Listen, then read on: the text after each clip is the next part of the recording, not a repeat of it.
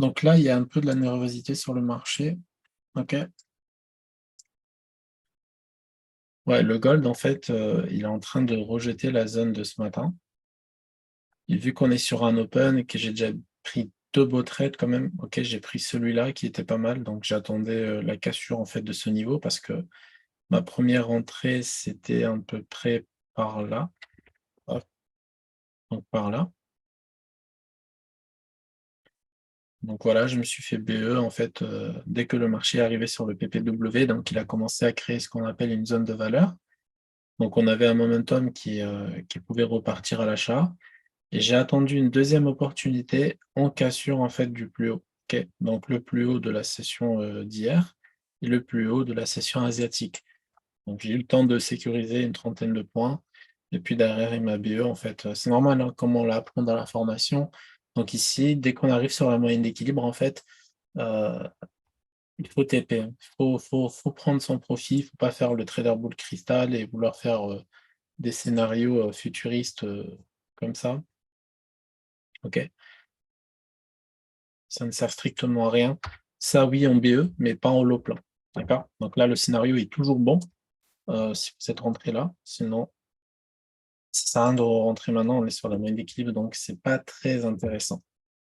Je vais vous montrer un petit truc aujourd'hui que j'ai étudié depuis quelques semaines, OK? Donc c'est un truc, voilà, où il y a pas besoin, d'avoir des indicateurs, codés, tout ça, hein. Tous ces indicateurs-là, ils existent sur MetaTrader, sur TradingView, sur ce que vous voulez, et d'appliquer une stratégie un peu de range, OK? Et comment faire pour avoir une bonne stratégie de range, OK? C'est quand le marché, en fait, il n'a pas de volatilité. Donc regardez cette phase ici, OK, de 1 heure du matin jusqu'à, 15h15, d'accord? Le marché était en création de zones de valeur. Donc comment on peut trader les zones de valeur? En fait, c'est simple, vous foutez ce qu'on appelle une VWAP, OK, de chez, Ninja ou TradingView ou MetaTrader. Le mieux, c'est de le faire avec Ninja ou TradingView pour avoir les vrais volumes au marché, d'accord? Donc vous mettez ce qu'on appelle, une VWAP ici, OK, en 15 minutes pour avoir en fait ce qu'on appelle les sorties du de l'équilibre, OK? C'est-à-dire que en fait, à chaque fois que le marché va sortir comme ça là, OK, ça va être intéressant sur les petites UT, d'accord? Donc par exemple, une sortie comme ça, c'est trop agressif, mais ça peut quand même marcher, OK? Mais ça reste une sortie très agressive. Donc on sort de la zone de valeur, d'accord? Et on va voir sur le 3 minutes, hop, ici comme ça, et sur le 1 minute, comment le marché se comporte, d'accord? Donc là, par exemple, sur le 1 minute ici, donc après cette sortie, par là, le marché, qu'est-ce qu'il a fait? Ben, en fait, il a commencé à accumuler. Donc création de zone de valeur, mais en 1 minute et pas en 15 minutes, vous voyez, c'est différent. Donc c'est une toute petite zone.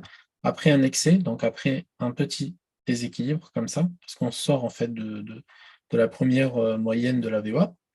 Et ici, derrière, qu'est-ce qu'on a? On a le marché en fait qui casse les moyennes et qui se met à remonter, OK? Donc ça peut être une bonne opportunité de trade, de range et de zone de valeur par rapport à un UT supérieur, OK? Donc c'est un peu ça que je voulais montrer, c'est pour ça que j'ai préparé un petit template et ça m'arrive très, très, très souvent de faire ça sur Ninja, heu, pour tout simplement pouvoir, trader quand il y a pas trop d'opportunités. Parce que si on regarde ici, OK, sur le Nasdaq, par exemple. Alors j'aime bien le Nasdaq parce que ça bouge assez rapidement. Donc ici, si on regarde en 30 minutes, c'est intradable, OK? Par rapport à cette vision-là, d'accord? Donc là, j'ai pas utilisé de level algorithmique, rien. J'ai juste mis ça comme ça. J'ai vraiment bien, bien, bien testé et franchement, ça marche super bien. Et l'idée, en fait, c'est de prendre vraiment les phases d'accumulation, les grosses phases d'accumulation comme ça, OK? Et les trader. Ça marche super bien. Voilà. Par exemple, ici, le stop loss, il serait juste là, OK, pour cette première sortie. Donc, on attend toujours que le prix, en fait, fasse un cycle complet. Donc ça, c'est un cycle. Donc ça part du bas jusqu'en haut, OK? Là, ça part du bas jusqu'en haut aussi. Là, par exemple, ça part du haut jusqu'en bas, donc du bas en haut, et cetera, et cetera. Donc là, pas d'opportunité. Pourquoi? Parce qu'il n'est pas sorti. Par contre, avec qu'il n'est pas sorti, qu'il a créé ce qu'on appelle un deuxième bottom et ça reste toujours dans le bas de range. Donc ça, c'est cool, tu peux trader ça tranquillement. C'est neuneux, mais quand plus c'est neuneux en trading, plus ça marche, OK? Le truc le plus simple à faire, c'est de respecter au maximum, en fait, la gestion du trade. C'est-à-dire ne pas trop engager. Par exemple, là, c'est un compte à 50 000. Donc, 2 mini, ça passe, d'accord? Même en stop loss, ça passe, il n'y a pas de problème. Et après, il faut voir le taux de réussite de la stratégie sur le long terme. Donc, pour le moment, j'ai de la visibilité parce que c'est quelque chose que j'utilisais depuis longtemps, hein, tous les trades par rapport à la moyenne d'équilibre. Mais on a un très, très bon taux de réussite sur du très long terme. Donc voilà, de temps en temps, il y aura des stops, mais les gains couvriront le stop. Ouais, ça rejette encore ici. En fait, ça rejette sur la zone. Il faut voir comment il se comporte le S&P. En tout cas, il a l'air de vouloir bien retracer. Je pense que je vais faire une petite entrée là. Allez, peut-être une deuxième. Tout petit peu plus basse. Voilà. Celle-là, je vais essayer de la fermer. Ça, je vais essayer de le gérer comme ça.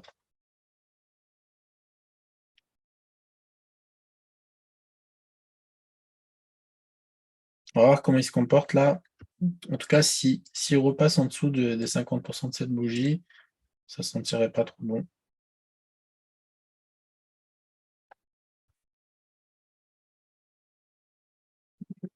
Ok, la première entrée est clôturée. Donc maintenant, si on passe au-dessus des bougies de l'open, ok, on pourra placer un stop loss. Ah, le S&P aussi retrace. Faites ça un faux départ, hein.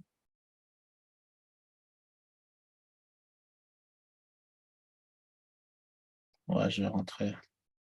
Tac. Hop, TP1, ok sur le Nasdaq. On va chercher le TP2.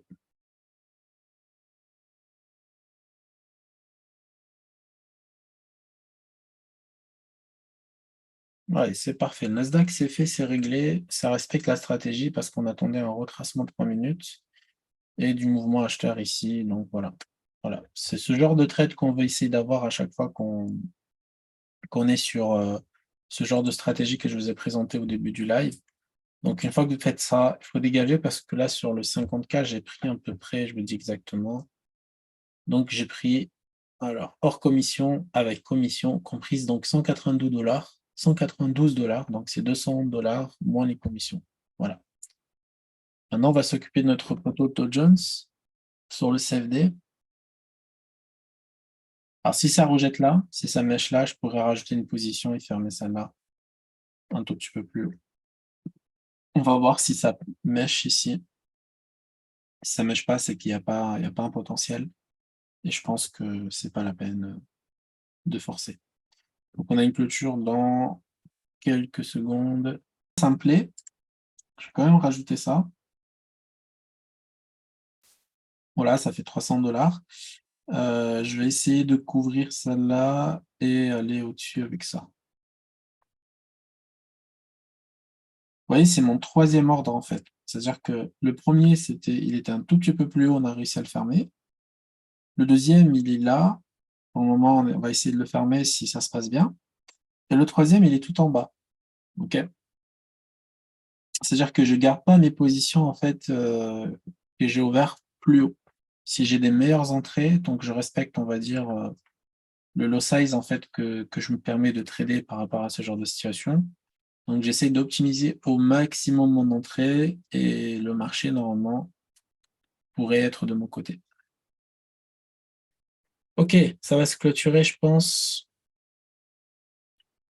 Allez, là on a frôlé le TP dégueulasse. On va le mettre même beaucoup plus bas. Voilà, l'entrée est clôturée. Donc on va réduire le risque. Vous voyez, là on a divisé le risque en fait avec ce genre d'optimisation d'entrée. On a divisé le risque par 3,5 exactement. Ok. Donc c'est énorme. Regardez ici, franchement, 200 dollars. Regardez la taille du compte, on est à 289 000 dollars. Ça ne va rien changer à ma vie. Ok. Je perds 200 dollars, je perds 200 dollars sur un profit de 3 600 dollars aujourd'hui. Donc voilà pourquoi je me permets de rentrer. Parce que ici, il y avait du potentiel. Je rentre. Si ça pousse et que ça passe au-dessus de l'open, c'est parfait, je sécurise, je laisserai 5 ou 10 dollars au marché. Et là, j'irai chercher des targets beaucoup plus hautes, voire même des trucs comme ça. Donc voilà pourquoi rentrer. Donc là, on se rapproche, c'est bon. On est à peu près à 30 points. Donc, on se rapproche de la zone de l'open.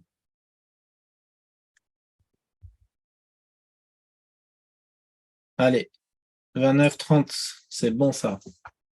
Voilà, ça nous fait un petit profit. Regardez, on a arrondi à 4K. Donc, 435 $ avec un SL à 80 $. On va laisser le SL là, ok, parce qu'il ne dérange pas. Et un potentiel à 937 $. Donc, c'est vraiment pas mal. C'est vraiment pas mal. Ah, le Dow Jones, il nous fait quoi? Ouh là là, magnifique. Ah, ah. Magnifique. Donc, ça valait le coup hein, d'essayer. Hein. On a quand même une très, très belle entrée. Donc, ça valait vraiment le coup. Donc, voilà, ça nous fait un petit 700 $ en plus. On monte à 290. Donc là, je pense que je vais le fermer. Alors, pourquoi je vais le fermer? Je vais vous expliquer. Hein. Je n'ai pas fermé parce que j'ai peur de tenir mon trade, parce que je n'ai pas la psycho, tout ça. Non. Parce qu'en fait, mon objectif cette semaine, c'est d'arriver à 290. J'étais à 283. Donc, je suis à 290. C'est juste pour demander un retrait ce soir. Voilà.